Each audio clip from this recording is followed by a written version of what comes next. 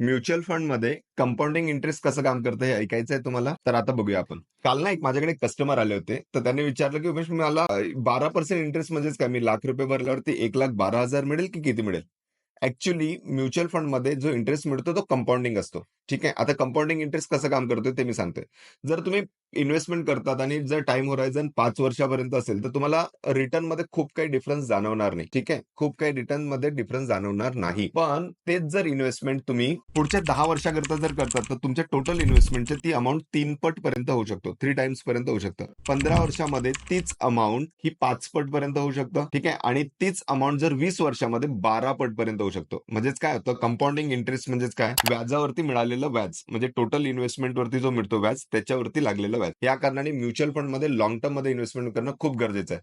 तुमच्या मित्रांना नक्की हा व्हिडिओ सजेस्ट करा, की ज्याला कंपाऊंडिंग इफेक्ट कसं काम करतं ते ऐकायचं असेल तर. धन्यवाद. उमेश उकरे, UH वेल्थमधून.